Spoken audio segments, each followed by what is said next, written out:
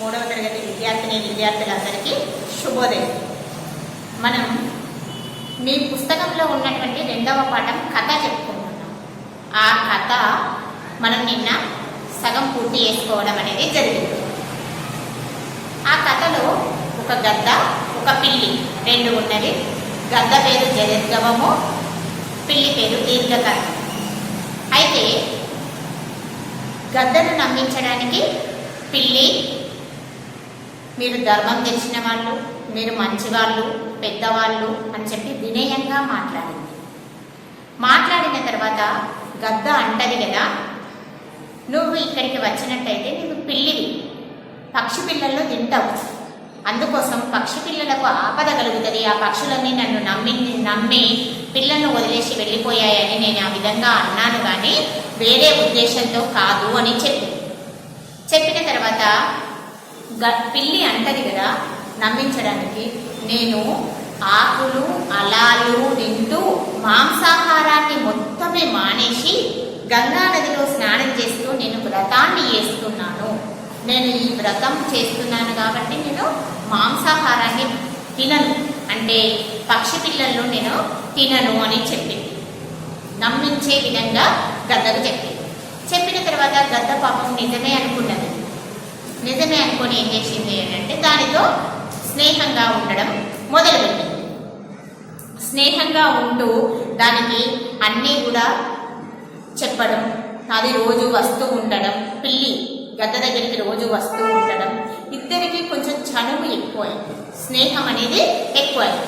అయిన తర్వాత ఏం చేసింది పిల్లి, చప్పుడు కాకుండా పక్షి పిల్లలను చంపి తీసుకొచ్చుకొని ఈ గద్ద నివాసం ఉండేటువంటి చెట్టు తోటలోనే తినడం అనేది జరిగింది. అది తినేటప్పుడు మిగిలిపోయినటువంటి పక్షుల యొక్క ఈకలను, కాలిగోర్లు అట్లాంటివన్నీ కూడా, ఎముకలు అన్నీ కూడా ఇక్కడే వదిలేసిపోయింది. పాపం గద్దకు కళ్ళు కనబడదు, అది చూడలేదు, ఏం జరుగుతుందో పాపం చూడలేదు. అయితే కొన్ని రోజుల తర్వాత పక్షులన్నింటికి అనుమానం వచ్చింది, అయ్యో మన పిల్లలన్నీ ఏమైపోతున్నాయి, ఇన్ని పిల్లలు ఏమైనాయి అని చెప్పేసి పక్షులన్నింటికి అనుమానం వచ్చేసి చుట్టుపక్కల వెతకడం ప్రారంభించింది. చుట్టుపక్కల వెతుకుతూ ఉన్నప్పుడు ఈ పిల్లి ఏం చేసింది, పక్షులన్నీ తమ పిల్లల కోసం చుట్టుపక్కల వెతుకుతున్నాయని చెప్పేసి అక్కడి నుంచి వెళ్ళిపోవడం అనేది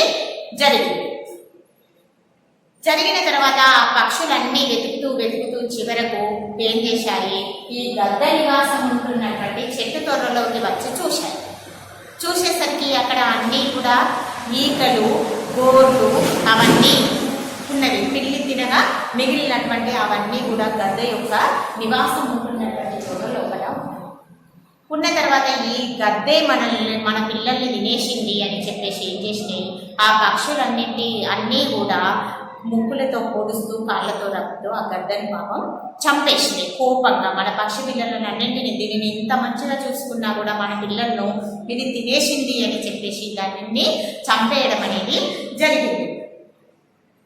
అయితే ఏంటి అని అంటే ఈ కథ ద్వారా మనం నేర్చుకోవాల్సిన నీతి ఏంటి అని అంటే, ఇక్కడ చెడ్డవారితో స్నేహం అనేది చేయకూడదు, మంచివారితోనే మనం స్నేహం చేయాలి. ఏ విధంగా పిల్లి చెడ్డది, తను నమ్మించి వినయంతో గద్దను నమ్మించి స్నేహం చేసి దానికి పాపం అది చనిపోయే విధంగా దానికి అపాయాన్ని తీసుకొచ్చింది. చెడ్డవారితో స్నేహం చేసినట్టు అయ్యేదంటే మనకు ఆపదలు వస్తాయి. మంచి వారితోనే మనకి ఎప్పుడు కూడా స్నేహం చేయాలి అనే ఈ కథ ద్వారా మనకి నీతిని తెప్పడం అనేది జరిగింది ఇక్కడ. అయితే అందుకోసమే మనం ఏం చేయాలి అంటే చెడ్డవారితో స్నేహాన్ని వెంటనే వదిలేయాలి, చెడు పనులు ఎప్పుడూ కూడా చేయకూడదు. నేను ఒక చిన్న ఎగ్జాంపుల్ చెప్తాను.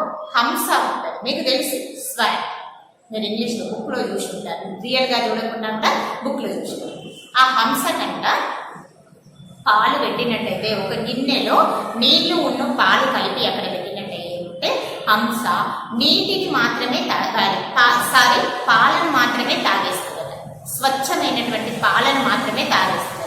ఆ నీటిని మళ్ళీ అదే గిన్నెలోకి వదిలేయడం అనేది జరుగుతుంది. అంటే ఎప్పుడూ కూడా మనం చెడును అలవాటు చేసుకోకూడదు, చెడు చేయకూడదు. చెడ్డవారితో స్నేహం అనేది చేయకూడదు, దాన్ని వెంటనే వదిలేయాలి అని చెప్పడానికి ఇక్కడ మీకు ఈ చిన్న కథ అనేది ఇచ్చారు. ఈ కథ మీరు రోజు ఒక కొంచెం 2-3 లైన్స్ అయినా సరే చదువుతూ దీన్ని చదువుతూ మీరు ఈ కథ మొత్తం పూర్తి చేయండి. చదవండి, రోజు తప్పకుండా చదవాలి. చదివి తర్వాత కథను మీరు ఇంకొకరికి చెప్పే విధంగా ఉండాలి. మా బుక్లో, మా పుస్తకంలో ఈ కథ ఉన్నది అని చెప్పే విధంగా ఉండాలి. ఆ విధంగా చెప్పడం కూడా రావాలి. అయితే ఇంతటితో ఈ 2వ పాఠం మీకు ఇక్కడ పూర్తి చేయడం అనేది జరిగింది. ఇంతటితో ఈ తరగతిలో ఉన్నటువంటి 2వ పాఠం పూర్తి అయింది. కాబట్టి మీరు ఈ పాఠాన్ని మొత్తం రోజు కొంచెం మొత్తం కూడా చదివి ఈ కథని ఇంకొకరికి చెప్పే విధంగా ఉండాలి. ధన్యవాదాలు.